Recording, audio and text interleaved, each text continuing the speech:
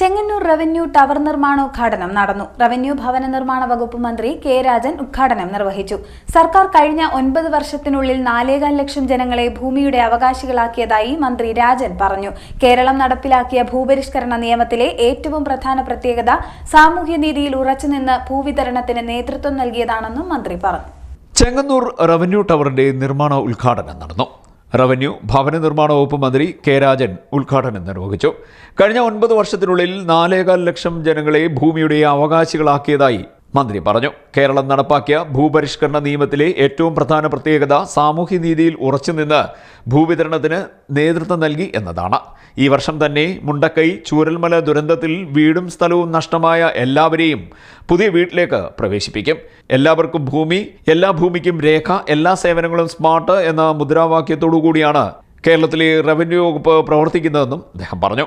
സാമൂഹ്യനീതിയിൽ ഉറച്ചുനിന്ന് ഭൂപരിഷ്കരണത്തിന് നേതൃത്വം നൽകിയ Keralam digital റീസർവേയിലൂടെ ഭൂഭരണത്തിൻ്റെ digitalisation നടത്തിക്കൊണ്ടൊരു രണ്ടാം ഭൂപരിഷ്കരണത്തിന് കേരളത്തിൽ നേതൃത്വം നൽകുകയാണ്. 2 വർഷക്കാലം കൊണ്ട് 8 ലക്ഷം ഹെക്ടർ ഭൂമിയും 60 ലക്ഷത്തിലേറെ ലാൻഡ് പാഴ്സലുകളും അളന്നു തിട്ടപ്പെടുത്തി ഈ 9 വർഷക്കാലത്തിനിടയിൽ 4.25 ലക്ഷം മനുഷ്യരെ ഭൂമിയുടെ അവകാശികളാക്കി. കേരളത്തിലെ റവന്യൂ വകുപ്പിൻ്റെ എല്ലാ പ്രവർത്തനങ്ങളെയും അതിവേഗം ഈ സംവിധാനങ്ങളിലൂടെ, ഈ ഓഫീസുകളിലൂടെ, ഡിജിറ്റൽ സംവിധാനങ്ങളിലൂടെ, സ്മാർട്ട് ഓഫീസുകളിലൂടെ ജനപക്ഷം അവതരിപ്പിക്കാനുള്ള പ്രവർത്തനത്തിലാണ് ഈ റവന്യൂ വകുപ്പ് മുന്നോട്ട് പോകുന്നത്. ചിലപ്പോൾ ചില കുറവുകളുണ്ടാകാം, ചില കുഴപ്പങ്ങളുണ്ടാകാം, ഒരു പുതിയ സംവിധാനത്തിലേക്ക് വരുന്ന പ്രശ്നങ്ങളുണ്ടാകാം. അതിവേഗം അത് പരിഹരിക്കുകയാണ്. ഇപ്പോൾ നമ്മുടെ മുമ്പിലുള്ള പ്രധാനപ്പെട്ട പലപ്പോഴുമുള്ള പ്രശ്നം, ധാരാളമായിട്ട് ആളുകൾ ഒരുമിച്ചെത്തിച്ചേരുന്ന ചില സീസണുകളിൽ രേഖകൾ വേണ്ടത്ര വേഗതയിൽ കൊടുക്കാനാകില്ല. പ്രത്യേകിച്ച് മെയ് ജൂൺ മാസങ്ങളിൽ കുട്ടികളുടെ SSLC പരീക്ഷ കഴിഞ്ഞ് വിവിധങ്ങളായിട്ടുള്ള പരീക്ഷകൾ കഴിഞ്ഞ് പുതിയ ക്ലാസ്സുകളിലേക്ക് പോകുമ്പോൾ ഓരോരുത്തരുടെയും വിവരശേഖരണം നടത്തി അത് വരുമാന സർട്ടിഫിക്കറ്റ് ആകട്ടെ, ജാതി സർട്ടിഫിക്കറ്റ് ആകട്ടെ, മറ്റേതെങ്കിലും വിധത്തിലുള്ള സർട്ടിഫിക്കറ്റുകളാകട്ടെ, അത് കൊടുക്കാനുള്ള കാലതാമസം പല വിധത്തിൽ നമ്മുടെ റവന്യൂ സംവിധാനങ്ങളെ ബാധിക്കുന്നു എന്ന് ഞങ്ങൾ തിരിച്ചറിയുന്നുണ്ട്.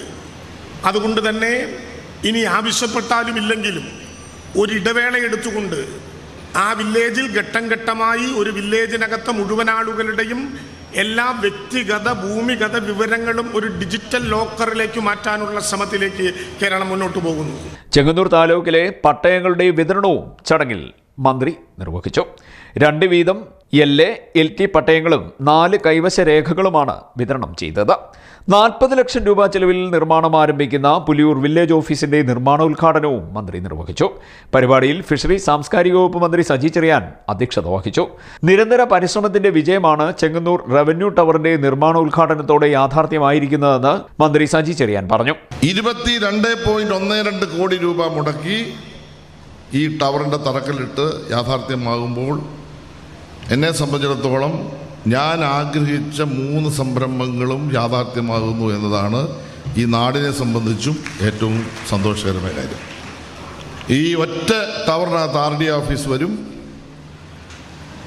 താലൂക്ക് ഓഫീസ് വരും, വില്ലേജ് ഓഫീസ് വരും, നോർക്കേഡ് ഓഫീസ് വരും, രജിസ്ട്രേഷൻ ഓഫീസ് വരും. ഇനി എന്തെങ്കിലും ഓഫീസ് പുറത്തുണ്ടെങ്കിൽ അതിനും കൂടി സൗകര്യത്തിലാണ് ഇത് പണിയാൻ പോകുന്നത്. RD ഓഫീസോട് നിന്ന് മാറ്റുമ്പോൾ ബഹുമാനപ്പെട്ട മന്ത്രിയോട് ഇപ്പോൾ തന്നെ ഒരു അഭ്യർത്ഥന കയ്യോടങ്ങ് പറയുകയാണ്. കാരണം യഥാർത്ഥത്തിൽ RD ഓഫീസ് അവിടെ പണിയാൻ പാടില്ലായിരുന്നു. യാതൊരു ദീർഘവീക്ഷണമില്ലാതെ ഒരു പ്ലാനുമില്ലാതെ കിട്ടുന്ന സ്ഥലത്തെല്ലാം കെട്ടിടം പണിയുന്ന രീതിയാണ് നമുക്കുള്ളത്. ജില്ലാ കളക്ടർ അലക്സ് വർഗീസ്, ചെങ്ങന്നൂർ നഗരസഭാ അധ്യക്ഷ ശോഭ വർഗീസ് തുടങ്ങിയവർ പങ്കെടുത്തു. CDNet news, Mavelikkara.